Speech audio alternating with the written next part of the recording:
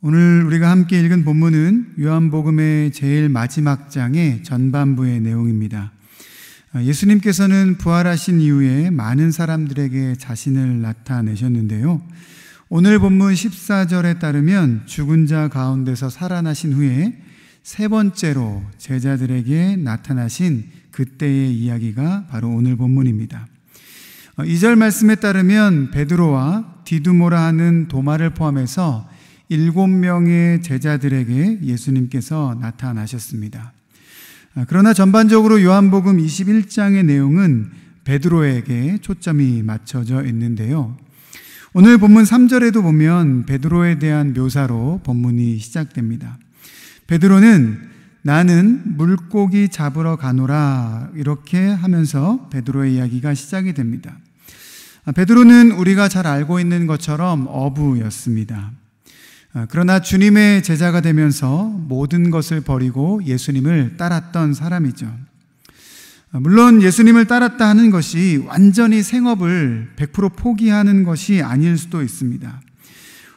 그렇게 100% 생업을 포기한 것이 아니라 할지라도 베드로는 예수님의 제자가 되면서 삶의 중심을 생업을 위해서 사는 삶에서 주님을 위해 주님을 따르는 삶으로 전환되었던 사람입니다. 그런데 오늘 이 현장에서 나는 물고기 잡으러 가노라 라고 하는 것은 그의 삶의 중심을 다시 예수님의 제자로서가 아닌 생업을 위해 사는 삶으로 돌아가겠다라는 그러한 표현이었습니다. 우리가 잘 아는 것처럼 베드로는 예수님이 재판받으시던 때에 예수님을 부인했습니다. 누가복음의 기록에 보면 베드로가 세 번째 부인하는 순간 예수님은 베드로를 바라보셨다라는 기록이 있습니다. 베드로가 예수님을 배반하는 장면을 보신 것이죠. 그 배반의 현장에서 예수님과 베드로의 눈빛이 맞은 것입니다. 그런 일이 있었으니 베드로가 어떻게 당당히 주님을 따를 수 있었겠습니까? 성경의 기록들을 보면 오늘 사건 이전에 베드로는 부활하신 예수님을 이미 만난 적이 있었습니다. 그냥 예수님이 부활하셨다라는 것을 알고 있었을 뿐만 아니라 예수님을 만나기도 했었다라는 거예요. 그래서 오늘 물고기를 잡으러 가겠다라는 이 표현은 나는 예수님으로부터 완전히 도망칠 거야, 다시는 예수님을 따르지 않을 거야 하는 그런 태도는 아닙니다. 그러나 예수님을 배신한 것 때문에 당당하게 주님 앞으로 돌아갈 수는 없다라는 그러한 마음의 표현을 한 것이죠. 나는 물고기를 잡으러 간다라는 이 표현은 주님 앞에 당당하게 설 수 없기 때문에 이제는 예수님을 따르는 삶에서 생업을 위해 사는 삶으로 다시 돌아가겠다, 그렇게 표현한 것입니다. 우리도 신앙생활을 하다 보면 신앙의 실패를 경험할 때가 있습니다. 하나님 앞에 결단했던 것을 이루지 못할 때도 있고요. 스스로 원하지 않았을지라도 죄의 문제에 빠질 수도 있습니다. 그때 우리도 베드로와 같은 마음이 들 수 있습니다. 내가 하나님 앞에 결단하는 것을 나는 이룰 수 없는 사람이구나. 나에게 있는 이 죄의 문제를 나는 어떻게 할 수 없는 사람이구나. 이런 생각을 합니다. 그런데 문제는 나 자신의 약함을 바라보는 데서 끝나지 않고 나는 주님을 따를 수 없는 사람이구나 이렇게 생각하고 삶의 중심을 예수님을 따르는 삶이 아닌 내 생업을 위해서 사는 삶으로, 육신의 삶을 위해서 사는 삶으로 전환해 버릴 수 있다는 것입니다. 이것이 신앙을 포기하는 모습이요, 신앙에 낙담하는 모습입니다. 혹시라도 우리에게 그러한 모습이 있다면 오늘 베드로를 찾아오신 예수님의 이야기를 깊이 묵상해 볼 필요가 있습니다. 신앙의 낙담 상태에 빠져 있던 베드로에게 예수님은 찾아오셨습니다. 배반했던 베드로를 책망하시거나 그를 꾸짖기 위해서가 아니셨습니다. 낙담한 채로 있던 베드로를 회복시키시기 위해서 예수님은 베드로를 찾아오셨습니다. 베드로가 물고기를 잡으러 간다 했을 때 그 이후에 3절에 보면 그날 밤에 아무것도 잡지 못했다라고 했습니다. 그리고 예수님께서 물고기를 잡지 못한 베드로와 다른 사람들에게 찾아가셔서 그물을 배 오른편에 던지라 라고 이렇게 말씀하십니다. 그랬더니 아주 많은 물고기가 잡혔습니다. 이 이야기를 들으면서 이 장면은 어디선가 본 것 같다라는 생각이 드실 것입니다. 예수님께서 베드로를 처음 제자로 부르실 때 아주 비슷한 사건이 있었습니다. 밤새도록 그물을 던졌지만 아무것도 잡지 못했던 어느 날 아침, 물고기 잡기를 마치고 그물을 정리하고 있던 그 순간에 예수님은 나타나셔서 깊은 데로 가서 그물을 다시 던지라 이렇게 말씀하십니다. 그리고 놀라운 기적이 일어났습니다.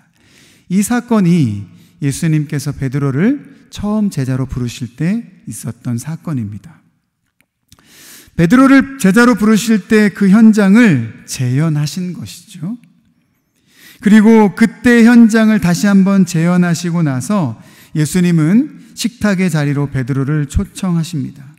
오늘 본문의 그 식탁의 자리로 초청하시는 그 장면을 묘사하는 구절에 보면 9절에 이런 표현이 있는데요. 육지에 올라보니 숯불이 있었다고 했습니다. 이 숯불도 사실 의미하는 것이 있습니다. 요한복음 18장에 보면 베드로가 예수님을 부인하는 사건의 기록이 있는데요. 요한복음 18장 18절에 보면 그때가 추운 고로 종과 아랫사람들이 불을 피우고 서서 쬐니 베드로도 함께 서서 쬐더라 라는 기록이 있습니다. 베드로가 예수님을 부인하는 그 현장에서 베드로는 다른 사람들과 불을 쬐고 있었다는 거예요. 예수님이 식탁의 자리로 초청할 때 그 자리에 숯불이 있었던 것을 보고 베드로는 아마 자신이 예수님을 부인했던 그 순간도 떠올렸을 것입니다. 예수님이 무엇을 기억나게 하셨습니까? 베드로가 예수님을 처음 만날 때 장면을 떠오르게 하셨고, 그리고 베드로가 예수님을 부인할 때의 장면을 떠오르게 하셨습니다. 베드로가 어떤 생각을 했을까? 아마 베드로는 이 장면들을 떠올리면서 무척 괴로웠을 것입니다. 내가 예수님을 만나서 이렇게 뜨거웠던 적이 있었는데 또 마지막에는 예수님을 철저히 부인했구나. 그런 모습, 자신의 모습, 연약한 모습을 떠올렸을 것입니다. 누구나 실패의 장면을 기억하는 것은 달가운 일이 아닙니다. 그러나 예수님은 우리의 실패의 현장을 기억하기를 원하십니다. 실패의 고통을 안겨주기 위함이거나 우리를 비난하시기 위해서 그러시는 것이 아닙니다. 우리의 실패의 장면을 기억나게 하시는 것은 우리를 회복시키시기 위함입니다. 믿음의 삶 속에서 실패했던 마음이 들 때, 실수했던 것 또는 결단했던 것을 지키지 못했을 때, 죄를 지었던 것 때문에 연약한 모습이 우리 마음에 떠오를 때 그냥 그것을 덮어두려고만 해서는 안 됩니다. 그냥 덮어두자, 잊어버리자 하는 것은 우리의 연약함을 계속 놔두어서 스스로 곪게 만드는 일입니다. 주님께서는 우리의 어떤 모습이든지 간에 씻어주시고 깨끗하게 하시기를 원하시는데 우리가 스스로 덮고 잊으려고 한다면 그것은 주님이 원하시는 것이 아닙니다. 절대 우리에게 해결을 가져오지 못하는 것이죠. 오히려 우리의 연약한 모습을 그대로 주님 앞에 드릴 때 주님께서는 우리의 상처와 연약함을 씻어 주실 것입니다. 그것이 완전한 해결인 줄 믿습니다. 베드로가 낙심한 채로 물고기나 잡으러 간다라고 했을 때 밤새도록 베드로는 아무것도 잡지 못했습니다. 그러나 주님께서 찾아오셨을 때 어떤 기적이 있었습니까? 물고기가 아주 많아서 그물을 들 수 없었다라고 했습니다. 엄청난 물고기를 잡은 것이죠. 예수님께서는 그 물고기 잡은 것을 또 확인하게 하셨습니다.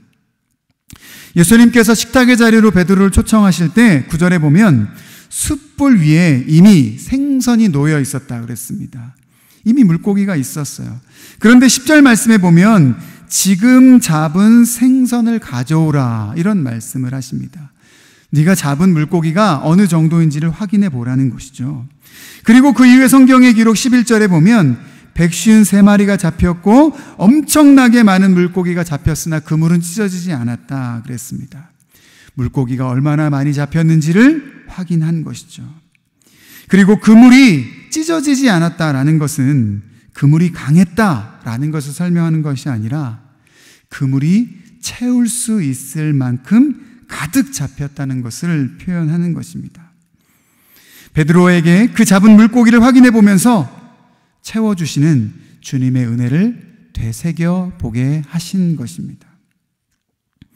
예수님은 베드로의 빈 그물을 채우시기 위해 찾아오셨습니다. 책망이 아니라, 꾸짖기 위해서가 아니라 채우시기 위해 찾아오신 것입니다. 예수님께로부터 돌아서는 인생은 빈 그물의 인생이 될 수밖에 없습니다. 그러나 연약한 모습일지라도 주님께 그대로 드리고 주님께 나아가는 인생은 주님께서 채워주시는 인생이 되는 줄 믿습니다. 예수님은 우리의 삶을 채워주시는 분이십니다. 그것도 가장 채워질 수 있을 만큼 가득함으로 채워주시는 분이십니다. 우리의 연약함을 주님 앞에 내어드릴 때 우리의 삶을 채우시는 주님의 은혜를 경험하며 살아가시는 우리 모든 금광의 성도님들 되시기를 주님의 이름으로 축복합니다. 이 시간 함께 나누었던 말씀을 기억하면서 기도의 자리로 나아가겠습니다.